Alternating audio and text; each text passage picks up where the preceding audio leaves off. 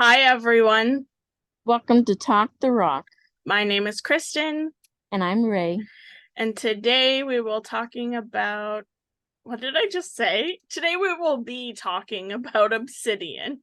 Yes. And we'll be learning about how obsidian is formed and the different varieties of obsidian. We've decided to not split the episodes into each obsidian, like talking about mahogany obsidian in its own or snowflake obsidian. We're just going to group it all together in a part one and a part two.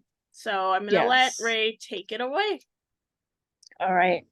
Obsidian is a volcanic glass, which I feel like a lot of people know because obsidian's so widely ranged and talked about. But if you don't know, it's a volcanic glass. It naturally formed when lava flew out of a volcano and then it cooled very quickly. Blue. So yeah, because it's past tense or past tense, so it flew. You mean It it flowed? It flowed out of a volcano? Came out of the volcano? yes, it flew Poured out? because flowed isn't a word. It is I guess now. yeah, because people say, "Oh, my hat flew down the river," so it flew out of a volcano. All And right. because the lava cooled so fast, there was minimal crystal growth. So instead of it, I don't know, forming into an igneous rock or a crystal, it became a natural glass. Obsidian is an igneous rock, um,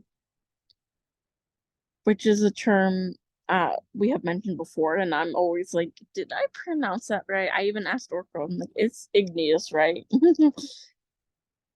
It is um, igneous. yes. You usually see black because that's the most common, the most wide range, but it can come in all kinds of different colors, such as green, brown, yellow, orange, red, or blue. The most rare variety is called fire obsidian, which looks really cool because it's like a rainbow. And I didn't know this existed until she started doing the research on it. I only knew because I'd seen it before. That's what it looks like if you're watching the video. So if you're listening, it's like rainbows. Kind of looks like a fiery pattern with It's like an oil spill on a crystal. that's a lot better way to explain it. Yes. It's like a very vibrant labradorite, but it's obsidian. Wow. So obsidian is made from a type of lava, because apparently there's different types of lava. This one's called felsic, which is a modifier that describes igneous rocks. They are very rich in elements that form feldspar and quartz. So like crystals like labradorite, because that's a feldspar, or moonstone, right? Um, so the elements that form obsidian are lighter, such as silicon, oxygen, aluminum, sodium, and potassium. And when I was writing that, I was kind of thinking most of those are usually in our everyday stuff. Like we could eat it, but you can't eat obsidian. Because like potassium's in bananas, sodium is salt, and we use aluminum to cook and we breathe oxygen. um, Obsidian is commonly found in rhyolite, lava flows, which are a type of silica-rich igneous rock. Um, so you've probably heard of rhyolite before, because that's another group of like crystals. Like I believe rainforest jasper's a type of rhyolite. Um, So essentially, it's the volcanic version of granite. Oh, Um, I'm not sure what granite is made up of, out of, by like, so I don't know what makes them different. I haven't really looked into granite because it's not the most like exciting thing, right? Because of such a high silica content, it has a very high viscosity, meaning that it's very thick. Um, so imagine like honey, but like a million times thicker. Maybe not that much, but like it's really thick. Um, so like the hot, tar. I think it's even thicker than that. Then how do you does it move? Like tar is really It moves very, very slowly. Um, because of the high viscosity, it makes it so the atoms are unable to diffuse during the first step of the mineral formation. That causes the natural glass to form. Obsidian is brittle, hard, and amorphous, which means it's a non-crystalline crystalline solid. So if you look at it under like a microscope, you won't see the crystalline structure you would see with, for example, quartz or chalcedony. You wouldn't see that under a microscope. would it just be black? I don't know. You would probably see particles, but you wouldn't see the crystal chain because you can actually see like how it forms. It would be different. Obsidian fractures with sharp edges and can be very dangerous. Yeah, we So have a couple pieces of like raw obsidian. Or I've seen it. I don't know if we still have it, but it was really sharp. yeah, you don't want to mess around and drop it. In the past, it was used for making weapons and tools. Um, the first known use of obsidian was around 700,000 BC. I think that's it. 700,000, right? 700,000 I guess. BC and um I hope I pronounce it right. Karadandusi, Kenya, and other sites of the Acheulean age. Obsidian was used in rituals and cutting umbilical cords of babies. There's another fact, but I didn't share that because Kristen said it would be too much for the show. It involves boys. Yes. And that's all we'll say. I will let Yep. your imagination take it where it needs to go. But yeah, really cool. Obsidian was used in a lot of different things, like as knives and stuff, which is very Yeah, cool. and arrowheads and like spear heads, like um a lot of people used it like for hunting and just as tools because it's really sharp. It is brittle, but like if you're hunting, you don't have to worry about it breaking because it's gonna just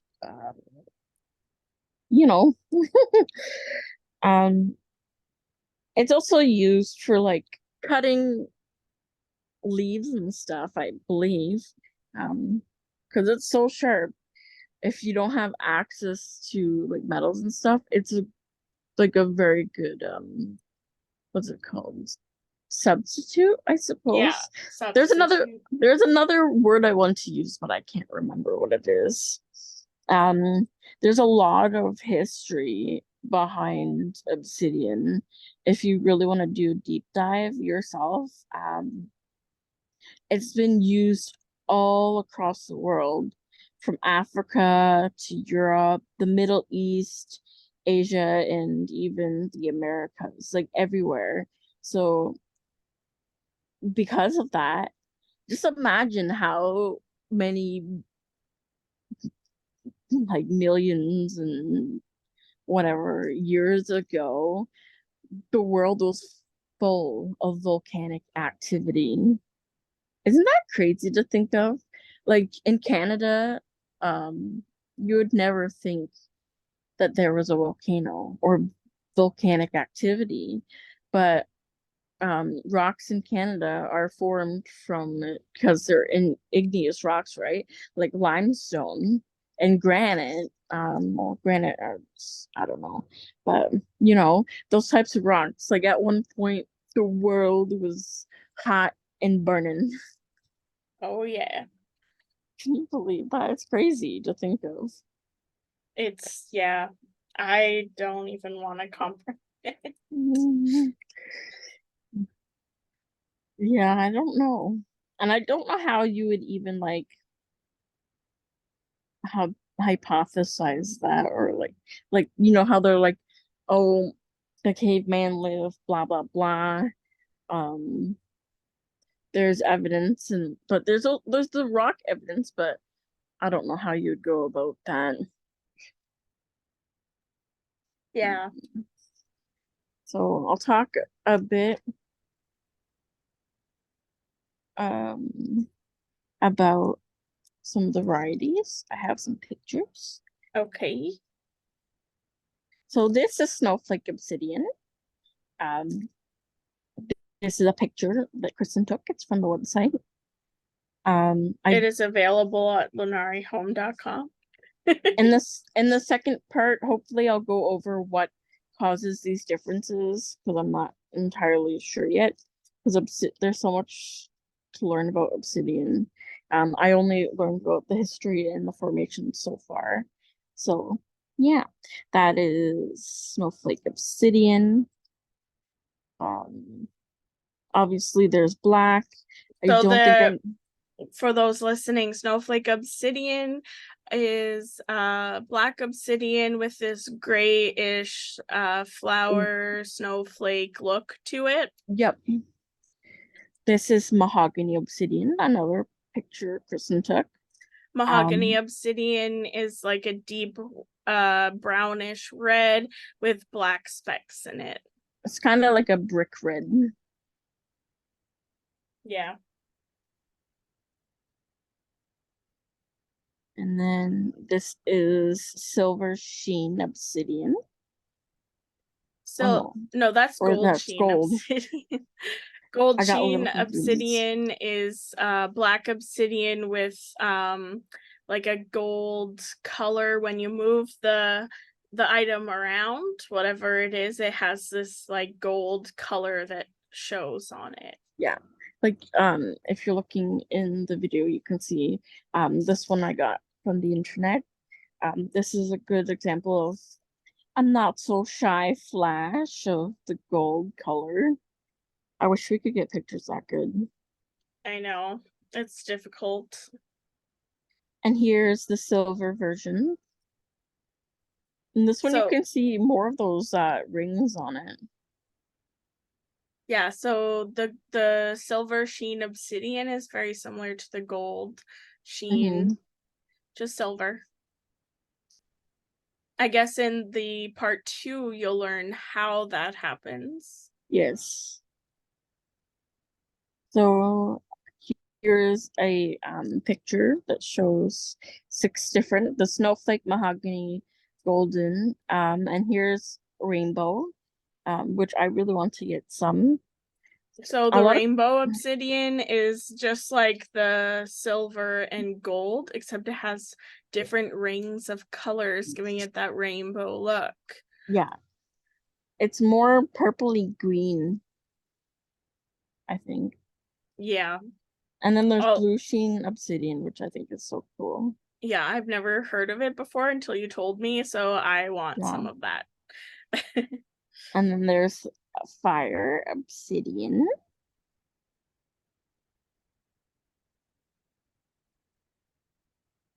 Here's another thing.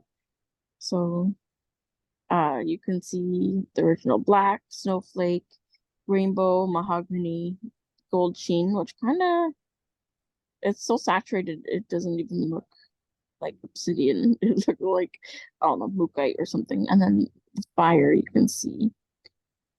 I see a lot of the rainbow carved like this and like hearts and stuff, which I think is pretty cool, but it's so common like to see it like that.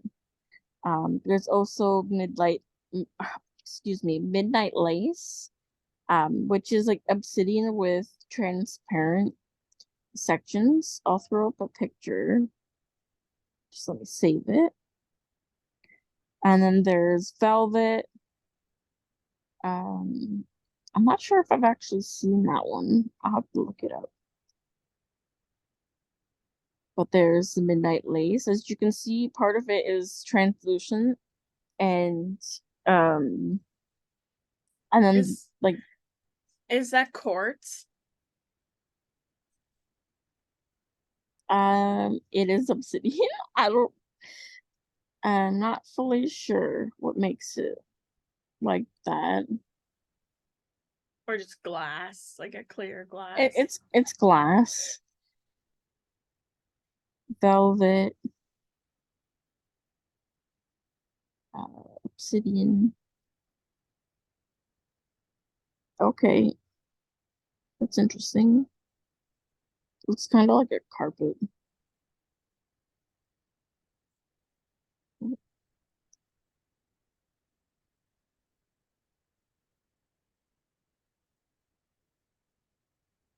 Dead air. Oops, there we go.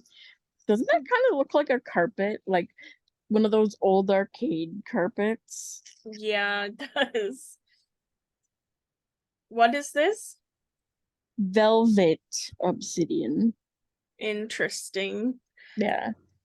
And then there's green, brown, yellow, orange, red, and blue. Which I'm not sure about those, but like when I look it up, it shows like slag glass, so I'm not sure. Um, yeah, that's what I have for part one. Do you have Yeah, so I'll talk about information? the metaphysical properties of Okay, obsidian. So obsidian, like just a black obsidian, it's known to protect against negative energy, which is something that a lot of those darker crystals do. It helps with panic attacks, anxiety, depression, other mental health. And it's good for grounding and providing truth in your life. Obsidian works strongest for Scorpios, Sagittarius, and Capricorn. so not Uh, us. no, and it's good for your base, solar plexus, and root chakra. I'll also talk about Ooh. snowflake obsidian. So snowflake obsidian helps with removing fear, anger, and healing past trauma. It's good for purification, balancing, grounding, and spiritual cleansing. I'd imagine that snowflake obsidian also helps with removing negative and toxic energy. She's sharing a picture of obsidian from Minecraft. Minecraft. So snowflake obsidian is best for the zodiacs of Virgo, and the as for chakras, it's good for base, root, and third eye. And in the part Ooh. two, I'll talk about I have to remember to do that, but mahogany obsidian and the different sheens. I'll go over those as well. If Ray would like to make a note for me, Uh, would you like me to read the note? just write a little note that Kristen is going to talk about mahogany obsidian and the sheens in their metaphysical properties. Okay. All right, so I was in episode 11 going to talk about, that's our next episode. I was going to talk about the crystal supply chain and how it works. But I haven't quite done the research yet. So I think because we've done the research, we're going to talk about ocean jasper.